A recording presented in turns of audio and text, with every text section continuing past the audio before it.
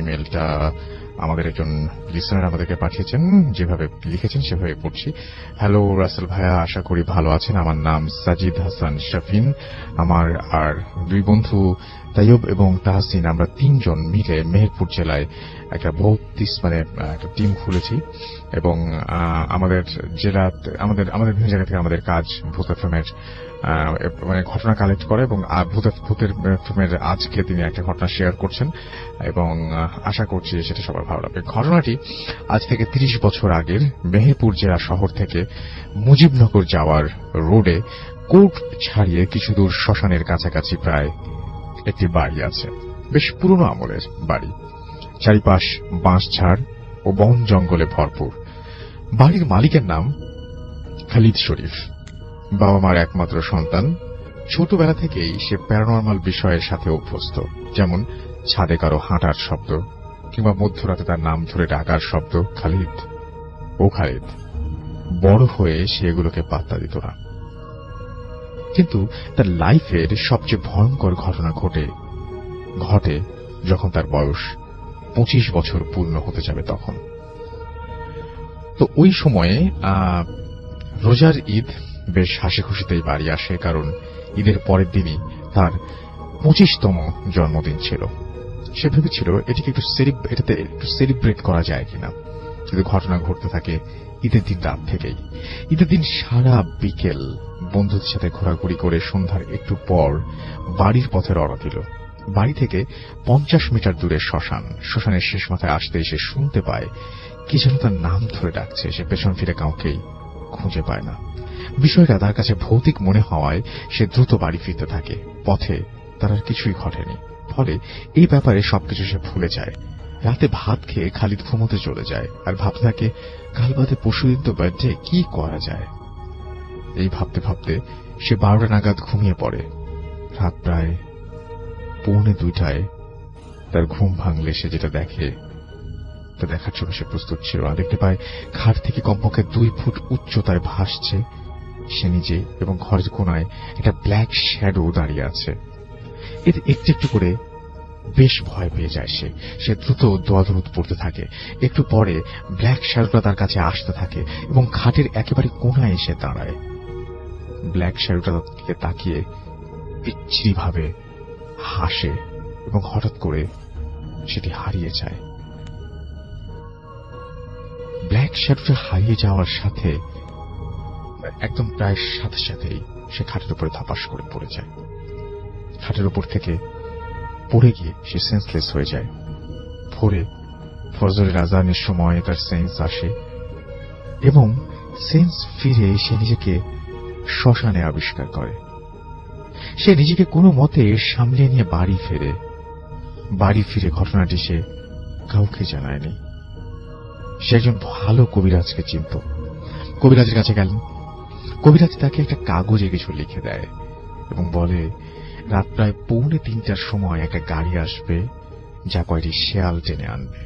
তো ভয় পাওয়ার কিছু নেই, এই চিঠিটি ওই গাড়ির ভেতরে ফেলে দিতে হবে, আর কোনো মতেই এই কাগজটা খুলে পড়া যাবে না। তারপর ভোরে একটা টিকটিকি তোমার দরজার সামনে পড়ে থাকবে। সেই টিকটিকিটিকে শ্মশানের একটা কোনায় মাটি চাপা দিয়ে আসতে হবে। খালিদ কবিরাজের কথা মতো রাত 2:45টার আগে তার আগে থেকে দাঁড়িয়ে অপেক্ষা করতে থাকে। একটু পরে সে দেখতে পায় 8টা হিংস্র শেয়াল একটি গাড়িকে টেনে আনছে এবং খালিদ ভয় না পেয়ে চিঠির গাড়ির ভেতরে ছুঁড়ে মারে। পরে ভোরে মরা টিকটিকি শ্মশানের একটি কোনায় সে পুঁতে দিয়ে আসে। তারপর আবার কবিরাজের কাছে গিয়ে চিঠিতে কি লেখা ছিল তা জানতে চাইলে খালিদকে সে শুধু এটুকুই বলেছিল যে ওই গাড়িটি ছিল জিনদের বাদশার গাড়ি, আর ওই মরা টিকটিকিটি ছিল একটা জিন। দেখো, তোমার জন্মের সাথে সাথেই তোমার উপর ব্ল্যাক ম্যাজিক করা হয়েছিল। ব্ল্যাক ম্যাজিকের মাধ্যমে সে একটা জিনকে দায়িত্ব দেওয়া হয়েছিল তোমার 25তম বার্থডেতে তোমাকে মেরে ফেলার জন্য, কিন্তু আমি তোমাকে এই যাত্রায় বাঁচিয়ে দিলাম। তোমার কোন নিকট আত্মীয়ই সম্পত্তির লোভে এই কাজটি করেছে। আমি তার নাম বলবো না। এরপর থেকে খালিদের আর কোনো প্রবলেম হয়নি। কিন্তু আজ পর্যন্ত মনে প্রশ্ন থেকে যায়, কবিরাজজি ওই চিঠিতে কি লিখেছিলেন, আর কেই বা তার উপরে ব্ল্যাক ম্যাজিক করেছিল? এসব প্রশ্নের উত্তর আজও অধরা। এই ছিল ঘটনা, এবং এই ঘটনাটি আপনি আপনাদের ইমেইল করা এবং সেটা আপনারাই পাঠিয়েছেন, সেরকমই একটা ঘটনা আমি এই মুহূর্তে যাচ্ছি। লিখেছেন, আমি পদ্ম, বর্তমানে ঢাকা বিশ্ববিদ্যালয়ে পড়ছি। একটা সময় ভূত এফএম নিয়মিত শুনতাম। একটা ব্যক্তিগত কারণে এখন আর শোনা হয় না, তবে ভূত এফএম এর ফ্যান আছি এখনো। বেশ কয়েকটি ঘটনা শেয়ার করতে চাই। কিছু ঘটনা আমার সাথে ঘটেছে, কিছু ঘটেছে আমার খুব কাছের মানুষের সাথে। এর কোনো একটি ঘটনা ভালো লাগলে লিসনারদের সাথে শেয়ার করবেন। তার আগে বলে রাখি, আমি খুব একটা ধার্মিক না, অতি প্রাকৃত কোনো কিছুতে আমার অগাধ বিশ্বাসও নেই। আমি এসব ব্যাপার এড়িয়ে চলতেই স্বাচ্ছন্দ্য বোধ করি।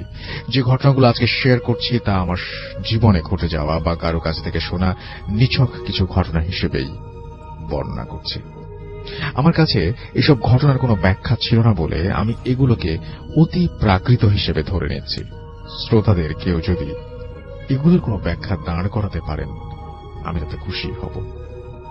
সম্ভবত আমার জীবনে ঘটা সর্বপ্রথম অতি প্রাকৃত ঘটনা, যদিও বলছি আমার সাথে ঘটা, আসলে সেই ঘটনার কিছুই আমার মনে নেই, কারণ আমার বয়স তখন 2 কি 3 বছর হবে।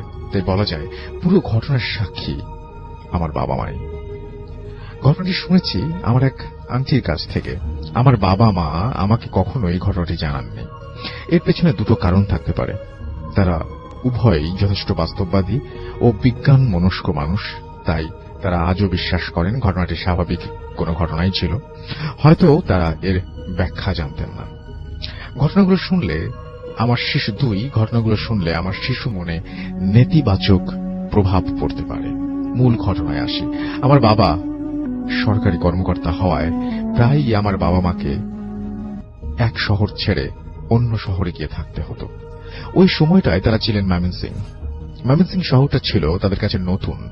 এর আগে তারা কখনো সেখানে যাননি, কিংবা তাদের পূর্ব পরিচিত কেউ সেখানে থাকতেনও না। আমি শুনেছি ময়মনসিংহে সে সময় পাকা দালানের সংখ্যা যেমন কম ছিল, তেমনি ধান ক্ষেত আর গাছপালা ছিল প্রচুর। ময়মনসিংহে গিয়ে তারা প্রথমেই যে বাসাটি ভাড়া নিয়েছিলেন সেটি ছিল একটি 3 তলা বাড়ি। বাড়ির একেবারে সামনে দিয়ে চলে গেছে পাকা রাস্তা। বাড়িটির এক পাশে একটা বিশাল ধান ক্ষেত, আর পেছনের দিকে বড় বড় গাছ আর ঝোপঝাড়, এর মাঝে ছোটখাটো জঙ্গল। উল্লেখ করি যে ডক্টরস কোয়ার্টারে থাকতে চাইলে কিছু অফিসিয়াল প্রসেসের মধ্য দিয়ে যেতে হয়, যা তখন সম্পন্ন হয়নি। তাই বাধ্য হয়ে আমাদের ভাড়া বাসাতেই শিফট করতে হয়। বাবা মা আর আমি সেই ফ্ল্যাটেই থাকতে লাগলাম। বড় বাসা, ভাড়াও বেশ কম, সবকিছু মিলিয়ে, তবে সবকিছু ধুলোয় ঢাকা, দেয়ালে মাকড়সা, যেন অনেক কাল বন্ধ পড়েছিল ফ্ল্যাটটা। প্রথম কয়েকদিন কাটে ভীষণ ব্যস্ততায়। দ্বিতীয় দিন বাবার ডিউটিতে চলে যান। মা একটা ঝাঁটা বা বারুন বা ব্রুম যেটাই বলেন না কেন সেটা নিয়ে মাকড়সের জালগুলো দেয়াল থেকে ঝেড়ে ফেলতে শুরু করেন। হঠাৎ লক্ষ্য করলেন ঘরটির একটি কোণায় সিলিং এর কাছাকাছি স্থানে দেয়ালের ওপর ছোট একটা জিনিস সাঁটানো। মা ঘষে ওটাকে তুলে ফেললেন। দেখলেন ওটি আসলে দুটো স্কচ টেপের টুকরো দুটো ক্রস করে দেয়ালে লাগানো ছিল। কালো স্কচ টেপ, ময়লা জমে, রংটাও প্রথমে মা ঠিক মতো বুঝতে পারেননি। ক্রসটার ভেতর থেকে বের হয়ে এলো একটা তাবিজ। মা ব্যাপারটি আমলে নিলেন না। তারপর একে একে মা এরকম কালো স্কচ টেপ সাঁটা আরো 3টি তাবিজ খুঁজে পেলেন। বসার ঘর, অন্য আরেকটি শোবার ঘর এবং একটা ওয়াশরুমের কোণায়। মা লক্ষ্য করলেন ওই 4টি তাবিজ পুরো ফ্ল্যাটের 4টা কোণায় লাগানো, সবগুলো দেয়ালে সাঁটানো ছিল একইভাবে।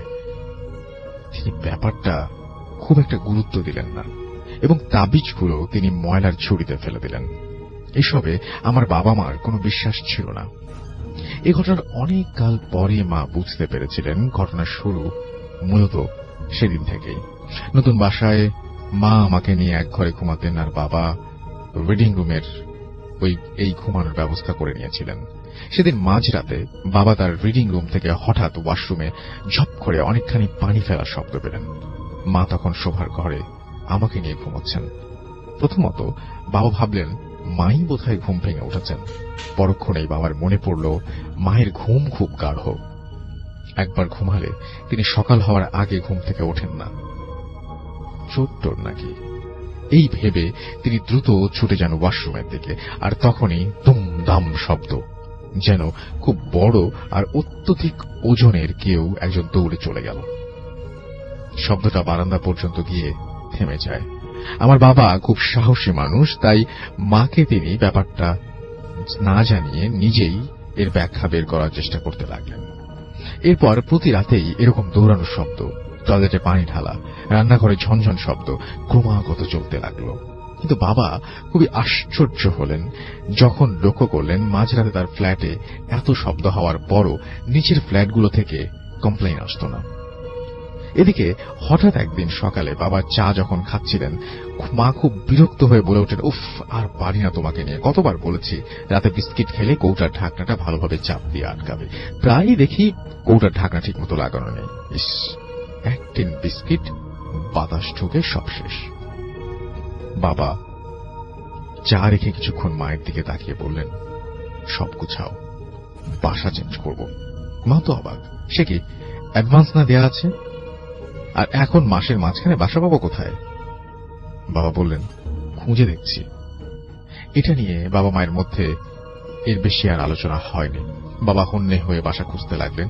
এদিকে একদিন রাতে আমি আর মা মশারি টাঙিয়ে যখন ঘুমাচ্ছিলাম, হঠাৎ আমার বাবার ঘুম ভেঙে যায়। আমি দেখতে পাই বাবা আমাদের খাটের পাশে দাঁড়িয়ে আছেন, গায়ে জামা নেই, লুঙ্গি পরা, এক হাতে আমার স্কুল ব্যাগ, যেটি আমি ঢাকায় থাকাকালীন সময়ে আমার নার্সারি স্কুলে নিয়ে যেতাম। আর অন্য হাতে আমার পানির পথ। বাবা হাত পা চারিদিকে মেলে দাঁড়িয়ে আছেন, সিলিং এর দিকে মুখ করে। আবছা আলোয় তাই দেখছিলাম আমি, এবং প্রচন্ড ভয় করতে লাগলো। মাকে ডাকবো না, খাট থেকে নেমে গিয়ে বাবার কাছে গিয়ে জিজ্ঞেস করব বাবা কি চায়, বুঝতে পারছি না। আমি মশারিটা তুলতেই হঠাৎ মা আমার হাত চেপে ধরে আমাকে দেয়ালের সাইডে নিয়ে নিজে আমার পাশটাতে দেয়ালের দিকে মুখ করে শুয়ে আমাকে কোলের মধ্যে চেপে ধরে রাখেন এবং বিড়বিড় করে কি যেন বলতে লাগেন। আমার প্রশ্ন হলো, তাহলে মাও কি দেখেছেন জিনিসটা? আমি এক সময় ঘুমিয়ে পড়ি। পরদিন সকালে মা বাবাকে জিজ্ঞেস করেন, শরীর তো খারাপ মনে হচ্ছে, সারা রাত ঘুমাওনি? মা কিছু বললেন না, কিন্তু আমি বলে দিলাম। বয়সের তুলনায় দ্রুতই কথা বলতে শিখেছিলাম, তাই সব কথা গুছিয়ে বললাম। মা আমাকে থামাতে চেষ্টা করলেন, কিন্তু বাবা পাত্তা না দিয়ে পুরো কথাটা মনোযোগ দিয়ে শুনলেন। একদিন বাবা ফজরের আজানের আগে আগে বারান্দায় দাঁড়িয়েছিলেন। হঠাৎ বারান্দার কাছেই বাগানের বড় একটা গাছ, সেই গাছের মগডালে কি গাছ আমার মনে নেই, ধাপ করে আগুন জ্বলে উঠল। বাবা তো শকড, কারণ কোনো কারণ ছাড়াই আগুন। তিনি থ হয়ে সেখানেই দাঁড়িয়ে রয়েছেন। এদিকে আগুন দ্রুত ছড়িয়ে যাচ্ছে এবং আশেপাশের কয়েকটা বড় গাছেও সেটা ছড়িয়ে গেল। নিচে একতলা টিনের বাড়িতে থাকতেন কেয়ারটেকার। তিনি প্রথম বের হয়ে চিৎকার করলেন, বাবা হুঁশ ফিরল। নিচ থেকে, ছাদ থেকে, বারান্দা থেকে যে যেভাবে পারল পানি ছিটিয়ে আগুন নেভালো, কিন্তু পুরোপুরি নিচ্ছিল না। ফজরের আজান দিলে সবাইকে চমকে দিয়ে আগুন নিচ থেকে নিভে যায়। সবাই ভাবল কেউ হয়তো ছাদ থেকে ওই গাছটার উপর জ্বলন্ত কোনো সিগারেট বা কিছু একটা ফেলেছে, কিন্তু বাড়িওয়ালা নিশ্চিত করলেন ছাদ তালাবন্ধই ছিল। তিনি ছাড়া আর কেউ ছাদের চাবি কারো কাছে নেই। সবকিছু যখন খুব বেশি রহস্যময় হয়ে উঠছিল, তখন হঠাৎ একদিন আমাদের বাসায় এসে হাজির হন এক ভদ্র মহিলা। আমাদের আগে তিনিও তার পরিবার ওই ফ্ল্যাটটাতে ভাড়া থাকতেন, তাও বেশ অনেক বছর আগে। তিনি এসেছিলেন আমাদের বাড়িওয়ালার সাথে দেখা করতে। ওপরতলায় একজন ডাক্তার থাকেন, এই খবর পেয়ে তিনি আমাদের বাসায় আসেন। বাবার সাথে তার একটা সমস্যা নিয়ে আলোচনাও করেন। জিজ্ঞাসা না করতেই তিনি আমার বাবাকে আলাপের এক পর্যায়ে বলেন, জানেন এ বাসায় জিন থাকে। তারপর তিনি সেই তাবিজের ব্যাপারটা বলেন। তিনি জানান অনেক আগে ওই ফ্ল্যাটটিতে একটা বৃদ্ধা থাকতেন। তার সন্তানেরা তার কোনো খোঁজ খবর নিতেন না। একাকিত্ব কাটাতে তিনি কোরআন পড়ে সময় কাটাতেন। রিউমার ছিল, তিনি জিনের আমল করতেন। এই ফ্ল্যাটটিতেই বৃদ্ধার মৃত্যু হয়েছিল। ভদ্রমহিলার মতে জিনটা হয়তো ফ্ল্যাটেই রয়ে গিয়েছিল।